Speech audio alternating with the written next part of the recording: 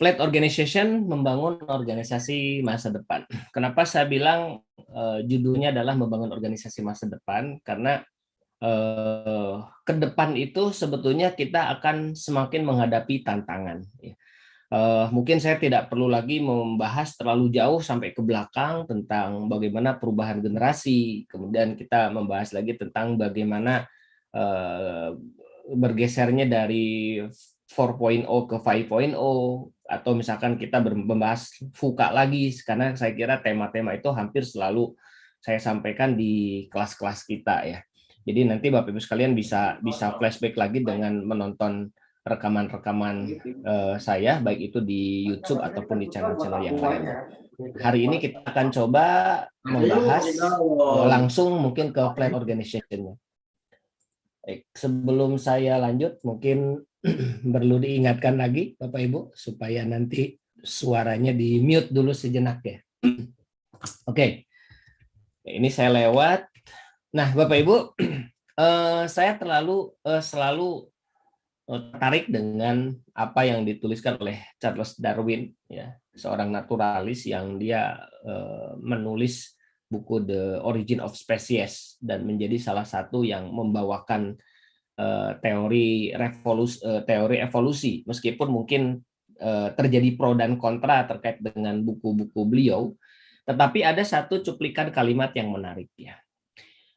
It is not the strongest or the most intelligent who will survive, but those who can best manage change. Jadi it is not the strongest or the most intelligent who will survive.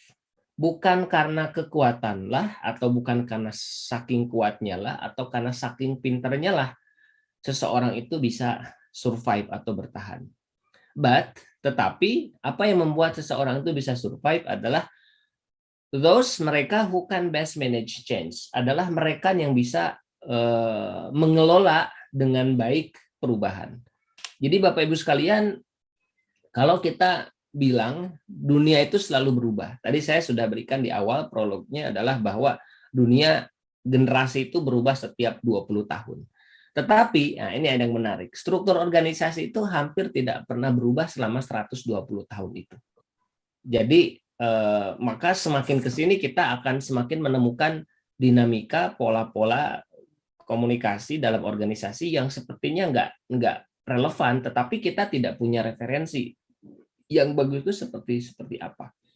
Nah, kita sekarang ini menghadapi era baru ya. Mungkin kita sebut istilahnya era digital, ada lagi era VUCA, ada lagi yang bilang the 5.0 society, era artificial intelligence, dan itu setiap hari itu semakin ke sini mungkin di satu sisi itu membahagiakan karena memudahkan kita dalam melakukan sebuah pekerjaan. Tetapi di sisi yang lain itu juga menjadi sebuah dilematis, seperti dua sisi mata pisau yang mungkin bisa jadi itu akan memudahkan kita tapi juga akan menyulitkan kita. Ya. Jadi pada prinsipnya sebetulnya adalah bahwa perkembangan dalam dunia bisnis dan manajemen itu mau tidak mau harus selalu kita akan lewati Bapak Ibu. Yang pastinya mengharuskan kita dan organisasi kita, berarti kita tuh kepemimpinan kita, organisasi kita berarti struktur organisasi, sistem, mau nggak mau harus adaptif, ya, bahkan responsif. Jadi adaptif saja tidak cukup, karena adaptif itu kan dia mengikuti perubahan, tapi harus responsif, harus cepat gitu ya. Karena kalau adaptifnya terlalu lambat, apa yang kita anggap baru itu menjadi tertinggal. Nah, jadi harus adaptif dan harus responsif dalam menghadapi tuntutan dunia bisnis yang terus berkembang. Jadi pendek kata sebetulnya mau tidak mau kita memang harus berubah. Termasuk di dalamnya adalah bagaimana cara kita mengelola organisasi kita. Nah, Bapak Ibu sekalian, teman-teman sekalian, tadi sedikit saya sampaikan tentang flat organization. Jadi ini sedikit sejarah. Jadi diawali abad ke-20, awal ke abad 20, seorang ahli manajemen bernama Chester Barnard mengemukakan konsep keikutsertaan atau participation. Jadi awal abad ke-20, berarti tahun 1900 ya. Sebetulnya idealnya kata dia itu setiap orang itu idealnya diberikan kesempatan untuk berpartisipasi dalam pengambilan keputusan sebagai salah satu prinsip dasar dalam manajemen. Tetapi memang saat itu dunia tidak seperti sekarang. Ya, ketika ada usulan setiap orang bisa berpartisipasi, kita tahu sendiri di awal abad 20 ini kan sebetulnya adalah eranya industri 1 atau 2.0. Ya, di mana pergeseran bahkan masih ada konsep perbudakan di saat itu. Sehingga tenaga kerja atau pegawai itu atau buruh itu sebagian besar adalah kaum budak gitu. Sehingga participation itu menjadi sesuatu yang mustahil untuk dilakukan. Meskipun sebetulnya Chester Bernard ini mulai mengenalkan konsep keikutsertaan ini. Nah, kemudian Bapak Ibu sekalian, kita mungkin waktu kuliah dulu itu pernah mengenal teori X dan teori Y. Ini dikenakan oleh Douglas McGregor ya, dalam bukunya yang judulnya The Human Side of Enterprise. The Human Side of Enterprise. Jadi McGregor ini mengenakan teori Y yang bunyinya sebetulnya adalah bahwa karyawan itu adalah pribadi yang bertanggung jawab, pribadi yang kreatif, ingin berkontribusi ya dalam mengembangkan organisasi. Nah, kalau teori X kan menyebutkan bahwa teori motivasi, kan ada teori motivasi McGregor. Jadi ada teori X yang bunyinya terbalik. Kalau teori X itu orang itu pemalas, perlu diberikan ancaman dan lain sebagainya untuk supaya dia melakukan sesuatu. Tapi teori Y menggambarkan bahwa karyawan itu adalah pribadi yang dia bertanggung jawab, kreatif, ingin berkontribusi secara aktif dalam mengembangkan organisasi. Jadi ini tahun 1960-an. Bukunya, tentu saja teorinya sudah muncul sebelum buku ini ditulis. Nah, kemudian Bapak Ibu di periode yang sama, teori organisasi kontingensi mulai muncul. Kontingensi yang intinya adalah bahwa struktur organisasi itu tidak bisa, yang dikenalkan itu tidak bisa diterapkan di semua jenis organisasi. Ya, jadi organisasi yang berbeda, bisnis proses yang berbeda, ya, atau strategi rencana strategis yang berbeda, itu pasti akan membutuhkan struktur organisasi yang berbeda. Nah, meskipun seringkali saya menemukan, seringkali ketika saya tanya bagaimana Bapak Ibu sekalian ketemu dengan struktur organisasi semacam ini gitu, banyak tuh macam-macam tuh. Bisa jadi ada yang bilang ya kami ngikuti sebelumnya sudah ada, satu ada yang bilang begitu. Ada lagi yang kedua ya kita coba mempelajari dari struktur organisasi perusahaan sebelah gitu, dan kemudian kami ikutin gitu. Atau mungkin cari referensi melalui googling dan lain sebagainya. Yang tentu saja itu belum tentu link and match dengan kebutuhan organisasi kita. Nah, maka sebetulnya tidak ada satupun struktur organisasi yang sebetulnya ideal pas dengan kita, kecuali kita harus menemukan sendiri struktur organisasi yang sesuai dengan bisnis proses dan rencana strategis organisasi kita, Bapak Ibu. Nah, kemudian tahun 1958, ini masih tahun 1960-an, sudah berdiri tuh organisasi pertama yang mengenalkan organisasi tanpa hierarkis, ya, yakni Gore and Associates. Jadi Bill Gore dan Viv Gore mendirikan Gore Associates yang menerapkan struktur organisasi datar, Bapak Ibu, sejak awal pendiriannya. Ya, di mana sebetulnya tidak ada atasan langsung.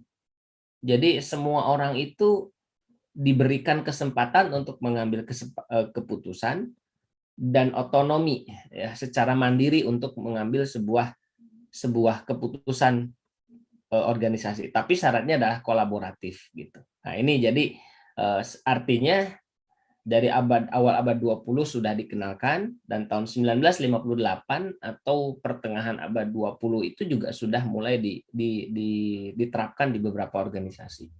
Dan semakin ke sini Bapak Ibu sekalian, banyak sekali sebetulnya perusahaan-perusahaan internasional yang sudah menggunakan konsep flat organization itu, ya.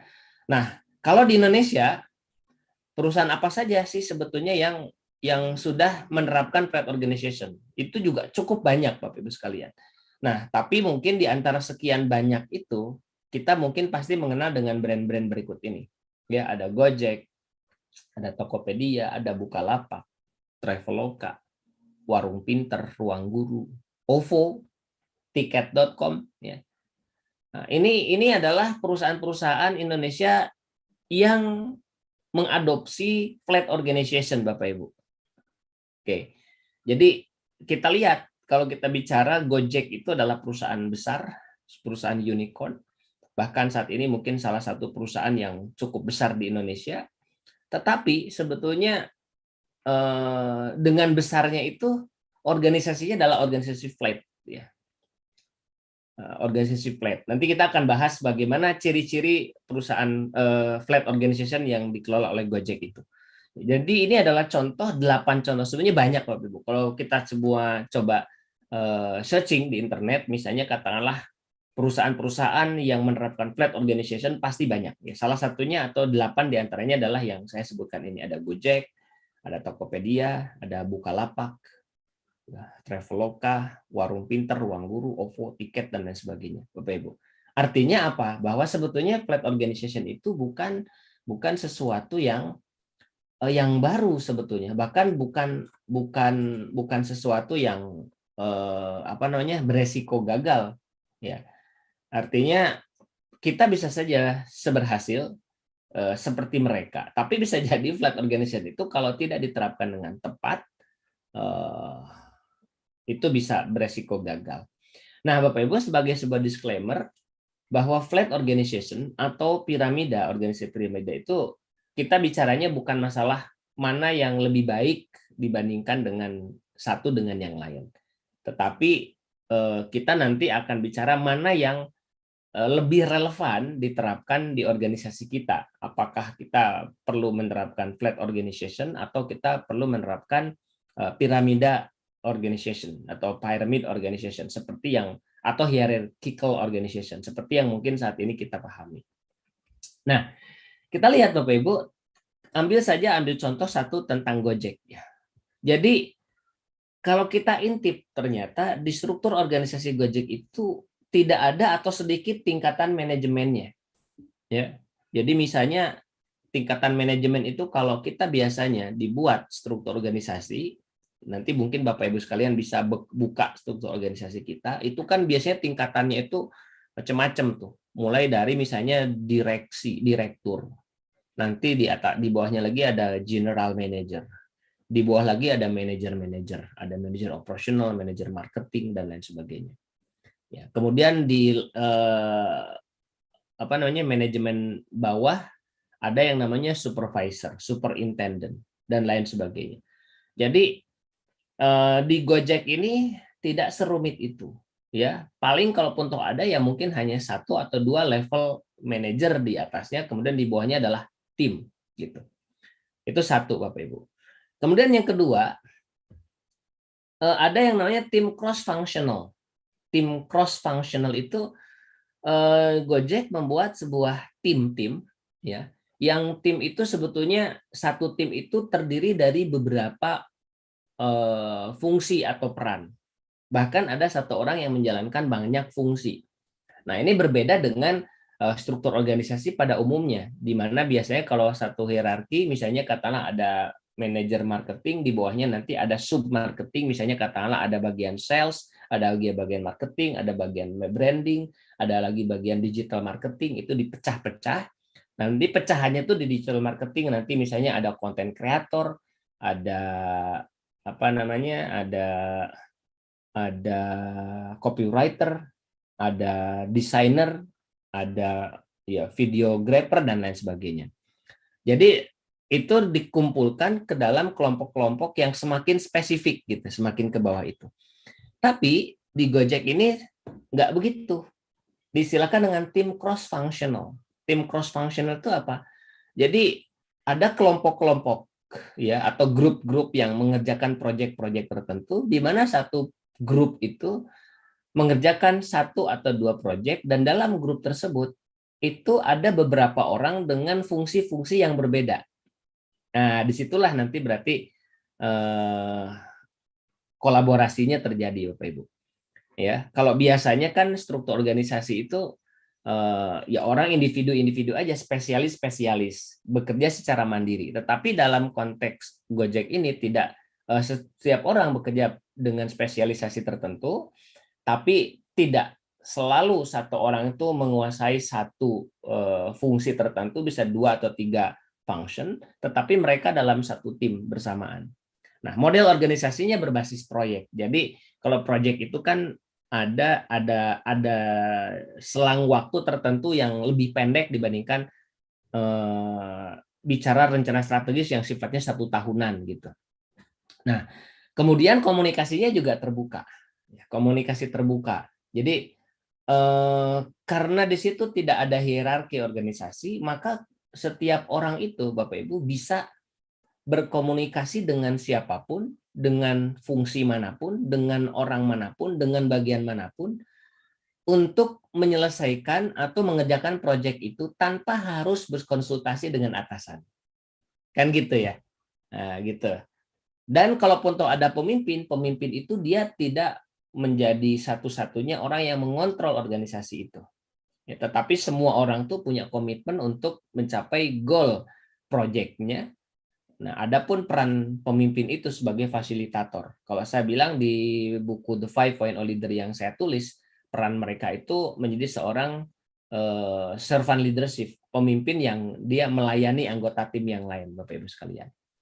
Nah, ini yang menarik kurang lebih bagaimana kita belajar dari Gojek. Nanti kita akan coba detailkan Bapak Ibu ya. Ini karena mungkin tadi kita diawali dulu dengan bagaimana Gojek itu dioperasikan, maka sedikit kita bicara terkait dengan studi kasus yang ada di Gojek, Bapak Ibu sekalian. Oke, nah kalau Bapak Ibu sekalian kita lihat aplikasi di Gojek itu aplikasinya satu, tapi di dalamnya itu banyak sekali pilihan fitur produk, kan gitu ya. Nah, itu sebenarnya produk-produk yang ada di aplikasi Gojek itu Bapak Ibu itu dikerjakan oleh tim-tim tertentu. Ya, jadi misalnya dan kita lihat ada proyek-proyek baru atau layanan-layanan baru, tapi ada juga layanan-layanan lama yang kemudian tidak diteruskan karena memang tidak direspon oleh market gitu. Jadi mungkin kita tidak pernah menyadari bagaimana aplikasi itu Gojek yang terus-menerus diupdate ya secara rutin, baik itu secara aplikasinya ataupun secara programnya atau proyeknya atau layanannya itu akan selalu berubah Bapak Ibu. Nah, cuman mungkin bisa jadi kita tidak terlalu menyadari perubahan itu. Padahal sebenarnya di belakangnya itu ada tim cross functional yang terus-menerus mengupdate produk dan layanan itu, dikenalkan produk baru dan lain sebagainya. Nah, tergantung nanti proyeknya itu apa, apakah ada yang ngejain proyek promonya, ada yang ngejain proyek layanannya, ada yang ngejain proyek aplikasinya, upgrade aplikasinya dan lain sebagainya. Oke, itu tentang Gojek Bapak Ibu. Nah, Bapak Ibu kita akan coba sedikit mundur lagi ke belakang. Ya, apa sih yang terjadi dengan dunia ini? Tadi kita bicara terkait dengan perubahan. Ya. Kalau saya perhatikan sebetulnya ada 3 perubahan industri Bapak Ibu yang menjadi alasan kenapa organisasi kita, termasuk pola kerja dalam organisasi kita tuh wajib berubah, ya. Dan semakin ke sini perubahan itu semakin nyata. Artinya tidak menunggu lama, gitu. Satu Bapak Ibu, ada yang namanya perubahan perilaku konsumen, ya. Perubahan perilaku konsumen. Jadi konsumen itu ya nanti kita coba jelaskan satu persatu karena ada slide-nya. Yang kedua adalah tentu saja peralihan generasi Bapak Ibu di tempat kerja. Nah, peralihan generasi ini kita tidak bisa anggap enteng ya. Ada 3 buku yang saya bahas tentang ini. Yang semuanya itu mengubah persepsi kerja Bapak Ibu. Ya, seringkali kita menganggap bahwa something wrong dengan organisasi terakhir itu, padahal sebetulnya yang salah bukan bukan generasinya, tapi mungkin orang yang lahir duluan yang menganggap aneh mereka, gitu. Ya, karena kita biasanya kan kecenderungan mengikuti tren masa lalu ya, atau pada saat kita hadir, ketika kita berubah kita tidak sadar, tapi perubahan itu dilewati oleh generasi setelah kita. Gitu. Itu yang kedua. Yang ketiga adalah tentu saja inovasi teknologi. Yang ini mengubah cara kerja, ya, cara komunikasi, cara kita melakukan sesuatu, cara kita menghasilkan sesuatu itu berubah, Bapak Ibu. Oke, kita lihat satu persatu. Kita lihat satu per satu, Bapak Ibu. Pertama, terkait dengan perubahan perilaku konsumen. Ada sebuah buku ya yang mungkin Bapak Ibu sekalian pernah baca ya. Judulnya adalah Millennial Skills Everything. Barusan saya buka-buka lagi ya untuk menguatkan diskusi kita hari ini. Kalau kita perhatikan Bapak Ibu, semakin ke sini setidaknya ada 3 lah yang perlu kita sadari dari perubahan perilaku konsumen. Satu adalah yang namanya hilangnya brand loyalty, Bapak Ibu. Jadi kalau orang-orang zaman dulu, ya, termasuk mungkin kita di dalamnya, adalah orang-orang yang sangat loyal terhadap brand tertentu, gitu. Ya. Tetapi seiring dengan perjalanan waktu, kita lihat banyak brand-brand, baik itu brand tempat belanja, baik itu brand pakaian, brand kosmetik, yang kemudian banyak ditinggalkan, yang sudah kuat-kuat itu. Sebaliknya, Bapak Ibu sekalian, muncul brand-brand baru yang secara online yang kita tidak sadar, tapi ternyata itu dibeli. Jadi kalau kita misalnya tanyalah sama teman-teman kita atau adik-adik kita, ya yang Gen Z gitu, coba di antara mereka berapa persen dari mereka itu yang kemudian membeli produk-produk branded ya, atau produk branded itu bukan produk mahal ya, produk yang diiklankan. Ternyata banyak juga loh mereka, saya sih belum mensurvei, tapi banyak di antara mereka yang membeli produk yang itu sebetulnya tidak muncul di TV gitu. Ya, mereka hanya beli dari sosial media yang itu dipromosikan, dijualkan tidak melalui media-media iklan media elektronik gitu ya. Nah, artinya apa? Bahwa ternyata muncul brand baru dan hilangnya brand loyalty.